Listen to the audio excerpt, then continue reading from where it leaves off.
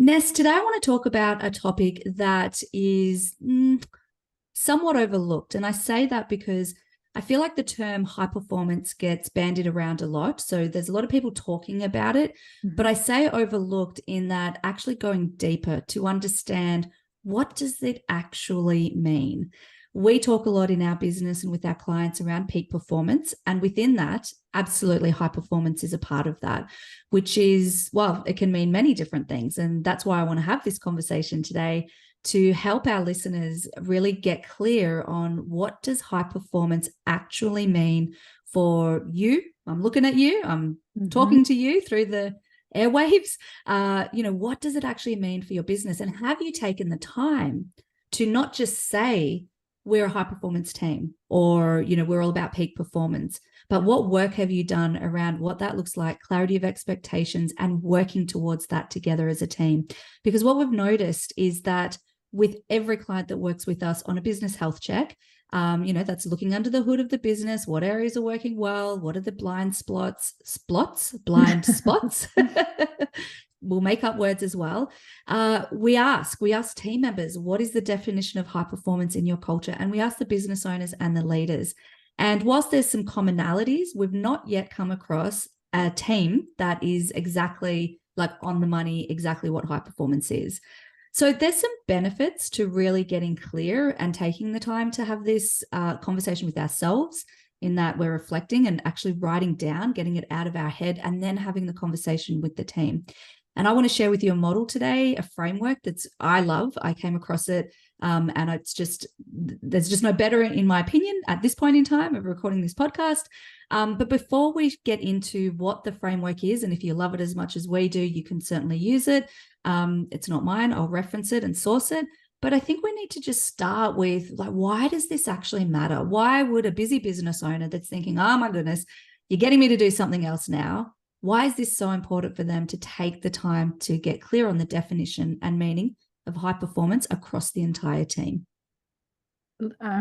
Great introduction, because I think that this is something that we do see turning up in businesses where we look under the hood and where we've been asked in, because often what happens, people go into business, they're very good at what they do, and they have, whether it be through their value set or whatever it is that they want to stand for out in the market. They want to be the best at whatever it is. And therefore, once they grow to a point where they bring people on, then it becomes like Chinese whispers.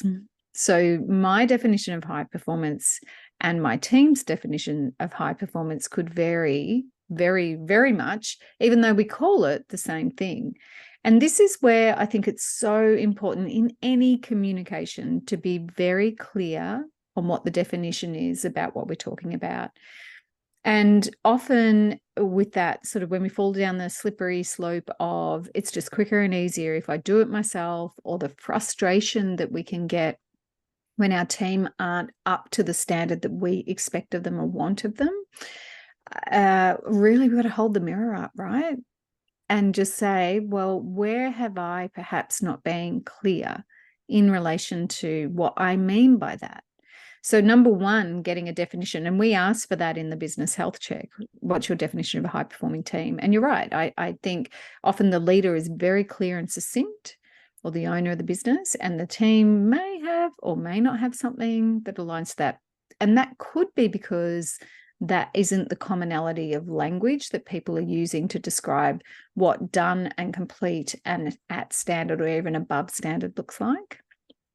But it's also really important, if that is something that you want in your business, and let's face it, I think we all want high-performing teams, high performance from ourselves, and really having that conversation that says, well, this is in this business, this is what high performance looks like. For you to be really successful in your role here, this is what's expected of you. So it's not just a job description. It goes deeper than that into the kind of behavior you would expect to see, the kind of results that you would expect to see, the kind of timeframes that you would have on certain aspects of your business. And I think that this is where we often, as business owners, sometimes even as parents or partners, just assume that everybody understands, because like it's obvious. It's Captain Obvious to me. So why isn't it Captain Obvious to you? So well said. And, nothing has meaning except the meaning that we give it, of course. And so I just ran a workshop this morning and went around the room and asked everybody, what is urgent to you? And out of 5 people, there were 4 different answers. It's kind of similar. Yeah, right. So it's like, okay, yes, we all have an idea of what urgent is, but depending on the team, the business, the environment, is urgent in the next hour? Is it immediately? Is it in 24 hours? It's the same kind of thing. It leads to be these unspoken ground rules. And what you said there, Ness, is so true around it's so easy for leaders and business owners to get frustrated with their team members. Why? Or feel like they're not delivering on our expectation. But we have to reflect. We have to put that mirror up first to say, was I clear in my expectation? And things that seem Captain Obvious to you may not be to them. And I hear this all the time with leaders, but it's so obvious. But is it to who? There's many factors that come into play as to why we think differently and we see things differently and we view the world differently. And I also want to bring in, we talk a lot about thriving without the burnout. So thriving is basically high performance, right? If we look at it as we're hitting revenue targets, we're making good money, the business is profitable, you've got an autonomous team, you can step back from the business. Amazing. We could say that that's a thriving business. But if it's at cost of life, if it's at cost of health, is that still high performance? Is that still high performance? Yeah. And for some businesses and some cultures, the answer is yes. Yeah. And we're not here to say, don't do that, although kind of, because at what cost? But sure, there's going to be businesses. It will take generations and eons for these cultures to break the hustle culture. And that is what is determined as high performance and success. But is that the business that you want to create?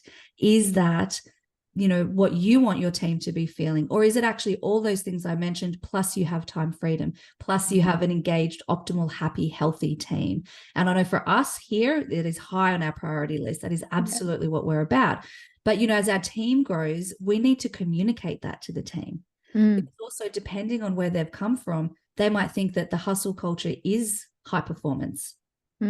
That's right. And then that plays out in the unwritten ground rule. So the difference between what we say our business stands for, the values we might have on the wall or espoused in the induction program, and the reality of, I remember one of the businesses I worked for many years ago, you had your hours. We finished at 5 o'clock. If I left that office anytime between 5:30 and 6, the looks that I got that I was slinking off and getting off work early, I remember I was very young at the time, and I just remember thinking, why am I feeling guilty for working 45 minutes past my finish time, which was promised that these are the hours I work. But the culture of the business was most people left work around 7 o'clock. And if you left early, you actually weren't performing, or you're slacking off, or whatever that is. And now, knowing what I know, I kind of reflect on that and go, how productive were those people in that last 2 hours of the day? Like, for what purpose are we sitting here till 7 o'clock at our desks? It's mind-boggling as to what all the myriad of reasons could be, which could be work-related, it could be personal related, it could be, like this influence the culture within the team. So, and being young and naive and not understanding it, because I hadn't been in the workforce for very long, I didn't challenge that. And I kind of moved into that later and later time slot until I checked to see, is everyone else like, can I leave at 6:15? And I don't get a greasy look, that whole thing. It's crazy, isn't it? And even as an adult, I mean, it's that peer pressure thing, and we're designed, our survival instinct is to belong. We don't want to stand out. We don't want to be judged. And also, again, that's why we're here, because it has worked, and we're, that whole pack mentality. So it is hard to break that cycle, because in our world now, we don't experience that personally, but it still happens so much out there, especially in corporate, but even in business. And that is the cycle, of course, that we have to break. But you were going to say something else, Ness? No, I think I was just getting excited and on a roll in relation to that, because it is a cycle that needs breaking. And we come back to what we said earlier. We need the same definition, and as leaders, we need to be very clear for our team what that looks like, feels like, sounds like, what the end result is expected of them. We've got to really set them up and ourselves up to succeed. And then the other thing that I love, which you're about to go into, is we need some sort of reference point or a model or a framework that's going to help us stay on track. So let's jump into that, Nick. Yeah, I agree. That's so important. Before we do that. Now, this, I don't know what the state of this particular, I don't know if you've heard of this, Ness, and by the time this ep goes to air, I'm not sure what will have happened, but I read an article recently, and in the title it said burnout capital. There's a couple of politicians, so Sally Rugg, I don't know if you've heard of this, and I can't remember, but she was working for a politician, essentially was expected to work 70 to 80 hours. Wow. And then when and look, I don't know the details. I've read one article. So if anyone's listening and you know more about this than me, feel free to fill me in. But what I took out of it was that it was pushed. She was pushed against that and actually fired. So I know there's legal proceedings and things happening. So it's in the media at the moment. What I find so interesting about that is I watched a video from Sky News, and I was watching the anchor. I don't watch Sky News. I was going to say reliable source. But it hooked me in, and I couldn't stop because the anchor was talking about the what's the younger generation, millennials? Yeah. That they're lazy, that they, you don't want to work 7, like actually mocking her because she's taking it to legal proceedings, and, you don't know what it's like to work hard like we do, et cetera, et cetera. And I couldn't believe it. And I bring it up because it really made me realize that as I said, in our world, we're breaking hustle culture. We want to live in a different way. Why would we want to, like, literally in some cases, kill ourselves over our work from stress and being overworked? We've talked to Chris Boucher recently about the statistics of stress and cardiovascular disease, all of that kind of stuff. But there are so many people out there, and there are so many cultures and businesses out there that still believe and strive for this way of working, for the 70 to 80 hour work week, or whatever that might be. Mm-hmm. So I think what's really important here is to remember that if you are in a culture, you might have to buck some of these trends, and it does take courage. And if you're maybe a leader and you don't know what the definition of high performance is for your team, talk to your leader, talk to your boss, talk to the people that you can create it together. And if you're not a leader, you're an employee, do the same thing. And that's why this matters. Imagine if those two people got clear on what's the expectation of high performance in the early days, then they wouldn't be down this path. So the model, the framework, let's get to that, shall we, Ness? Sounds amazing. Excellent. Now, this is a model I came across quite a few years ago with an amazing client that I've been working with for 8 years. And this work is the work of Andy Meikle, and it's a business called Elkium. And essentially, I love this model, this framework, because it's simple. We like things that are simple, and it incorporates a holistic view at what high performance is. Having a sales background for me personally, I've worked with salespeople that it was just all about the result, i.e. the money.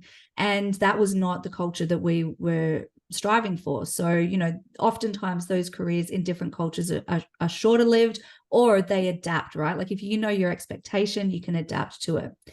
So certainly a big portion of high performance comes down to results. So of course, if it's business or sales, there's going to be revenue components in that. But even if it's not specifically sales, there's always going to be results. Like what's the outcome, the purpose of our department, of our business, and how do we know if we're achieving that? So Andy Meikle talks to a 70-20-10 rule. 70% comes down to your results. It's your KPIs, it's your goals, it's your business tangibles. Again, there's so many examples it could be because there's a whole bunch of types of businesses that are listening. But 70% comes down to results. That means that there's 30%, according to this definition of high performance, that isn't actually in the results. And I agree with that so much, because the 20% comes down to being a person of influence. My hands are flailing about as I say this. This is how passionate I am. I got one hand flailing. I don't know. The other one's pretty chill. So being a person of influence, what does this mean? It means your behaviors. It means who are you being externally? How are you displaying the values? You know, we talk about values and the unwritten ground rules. I think I keep calling them unspoken ground rules. The unwritten ground rules. Are you living the vision, the mission, the purpose? Are you participating in meetings? Are you openly communicating? You know, it's all of this stuff. Do you take on feedback? Are you open to coaching and development? How are you a person of influence? And I like to look at this as the external. How am I influencing others? Am I helping the people around me succeed? Am I sharing, this worked with me? What about, you know, you could try it, or don't give advice, but openly sharing your success strategies. Love it. I love it. The way that you know if you're being a person of influence, a really good way to know this is if people are coming to you and asking you for support, for help. How did you do that? Picking your brain, because success can be replicated. And when we understand the formula, when we share the formula, now you're starting to see how this creates a high performance environment instead of just a high performance person. So 70% results, you've got to be there to do what you need to do. 20% is down to being a person of influence, sharing your thoughts and being open. And then the 10%, I love this so much. The 10% is being a person of grace, or bringing grace, bringing humility. But it's a balance of being proud of what you do, and you can still talk about what you do, with humility, sharing. So the way I like to look at this is it's the internal stuff. What's my attitude? How am I being resilient? How am I showing up on the tough days? How am I managing my mindset? Again, am I open to feedback? Am I responding or reacting? Or am I being the graceful duck analogy? You know, there might be a whole lot going on, you're paddling underneath, but you're not throwing your toys out of the cot, having a tantrum in the middle of the office and bringing everybody down with you. So, you know, again, I really hope that I'm doing justice to this model. It's not mine, but that's how I interpret it. It's that internal grace, the external influence, and getting out there and achieving the results.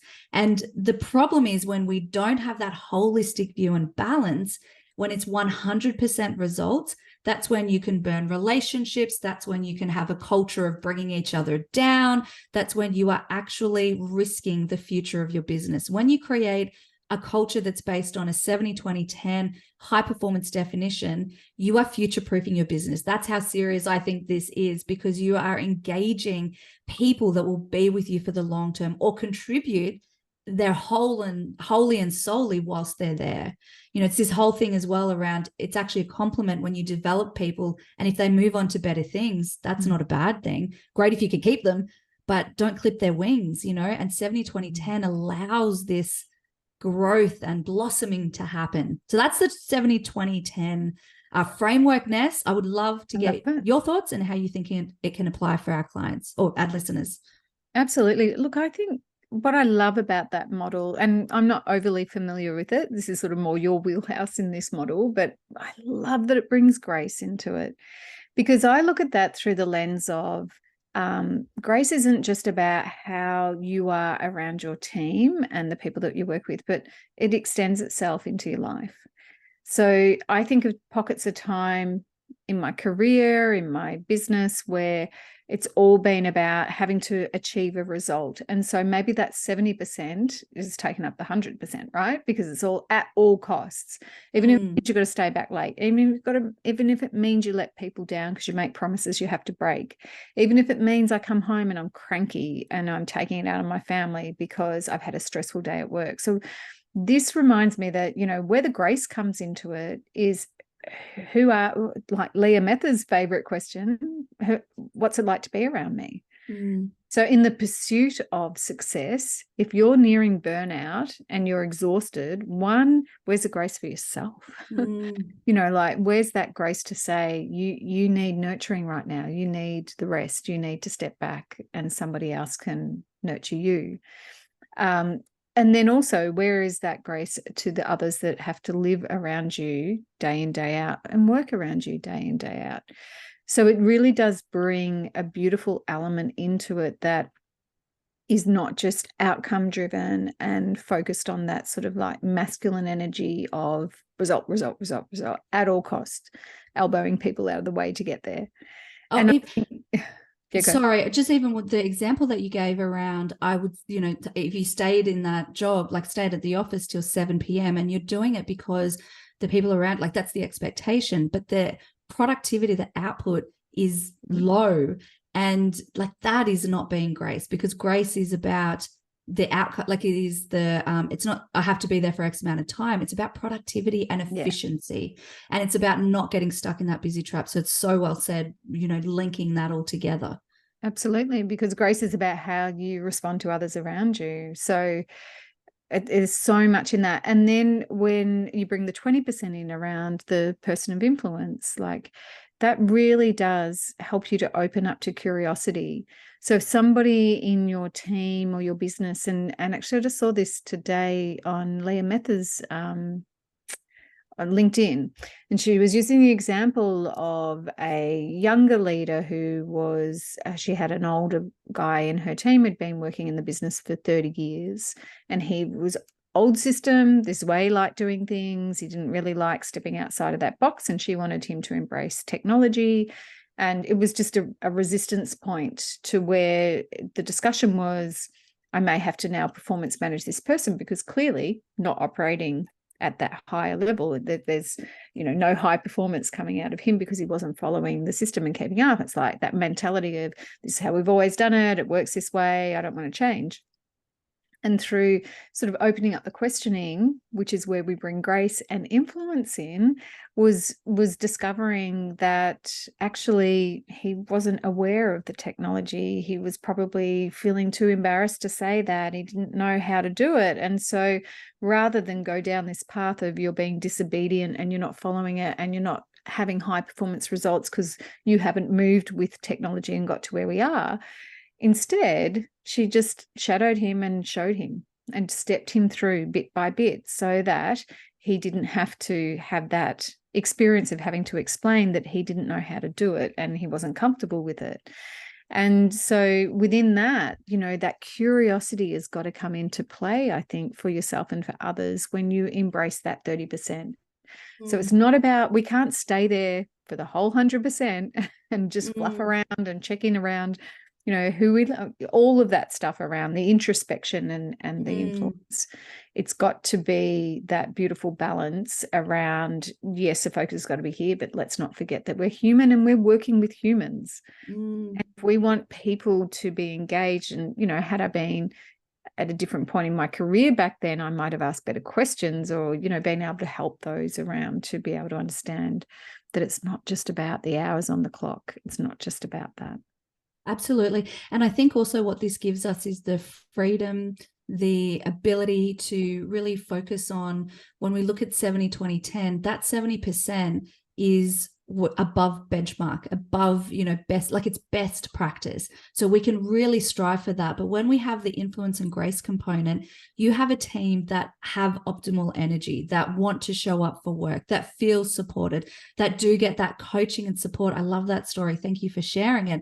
The surface level problem is not usually the real problem. When we are focusing on the influence and grace, it allows the space and time to uncover what's really going on.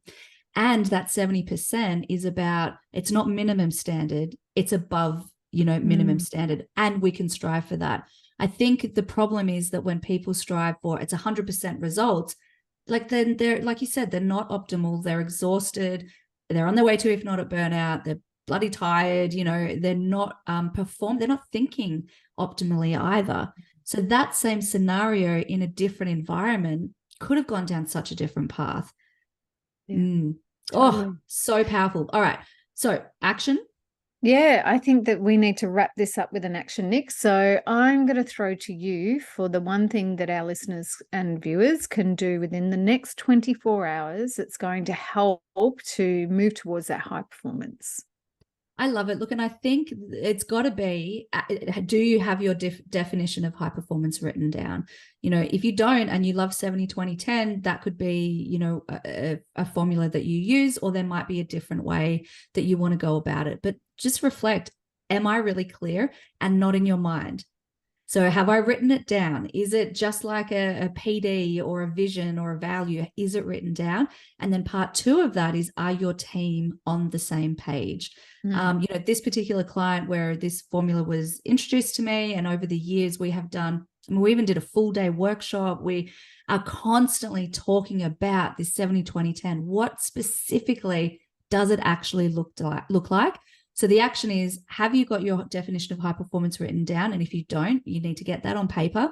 Second is, do your team know what it is if you do? Or if you don't, have a conversation, do a workshop with them, have a conversation around it. I mean, this is the kind of work that Ness and I do as well. We can come in and help run some of these workshops, but really think about getting it down on paper and sharing it with your team and getting on the same page. Love it. So that's a really, really chunky action we can get away and do today. Thank you so much, Nick, for sharing the model, sharing your thoughts and your experience. And thank you, listeners and viewers, for tuning in to another podcast episode. We'll catch you next time. See you then.